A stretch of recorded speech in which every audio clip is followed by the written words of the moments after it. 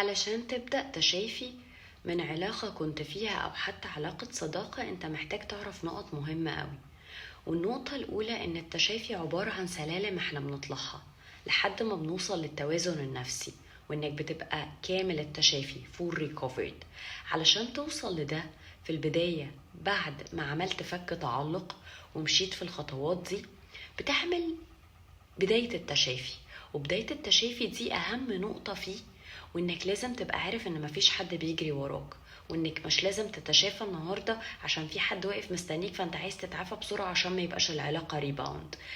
اعرف إن كل حاجة بميعاد وكل حاجة بوقت، محدش بيجري وراك، فاهدى على نفسك، حس بكل حاجة انت محتاج تحس بيها. دي أول نقطة. النقطة التانية السلم اللي احنا هنطلعه. جيب ورقة وقلم واكتب وراي الأسئلة اللي هتسألها لنفسك. ايه اللي محتاجاه يا أنا؟ ايه اللي محتاجاه يا ذاتي؟ خايفة من ايه؟ قوليلي أنا معاكي. ليه كل التعلق ده؟ ليه كل ده؟ هو أنا مش مكفياكي؟ أنا مش مكفياكي؟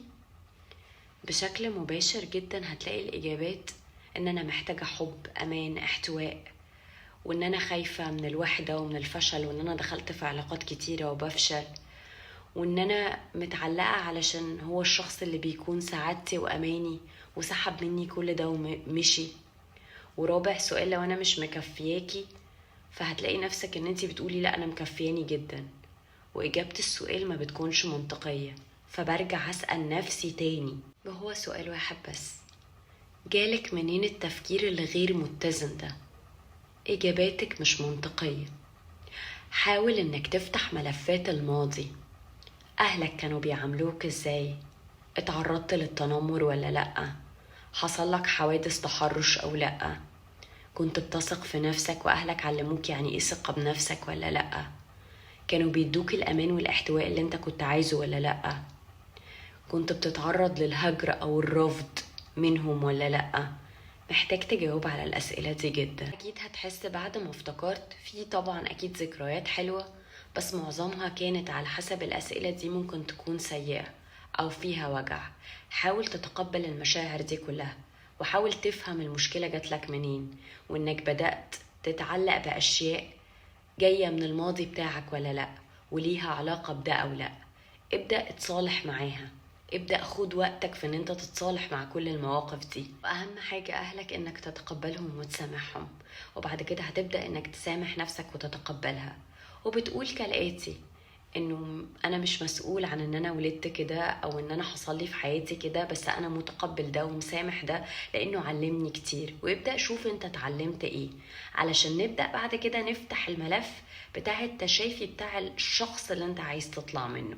فبالتالي لما بتفتكر الحاجات دي تبدأ تحط الشخص ده في قالب مختلف تماما غير اللي انت كنت حاطه فيه. وممكن نقدر نقول من هنا انك بدأت تشوف الموضوع من زاوية مختلفة، فبدأت تسامح نفسك وتتقبلها، لا وكمان بتحترمها. وهتبدأ تعرف انه التعلق شيء، وانه انا جذبت حد شيء، وان انا بحب حد شيء، وبدأت تفهم الفرق ما بينهم.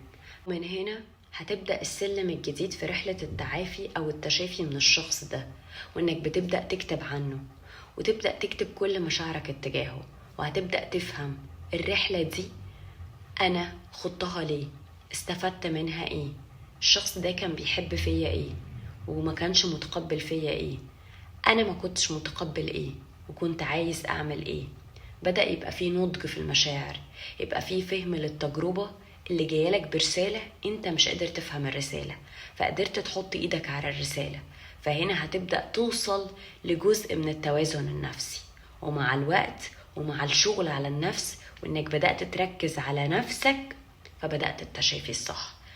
مش ان انا بس اروح الجيم، مش ان انا بس اعمل اكتيفيتيز انا بحبها، مش ان انا بس اخرج مع اصحابي، لا ده انا بدأت كمان اركز على الانا واشوف مشكلتي فين الرئيسية واحط ايدي عليها.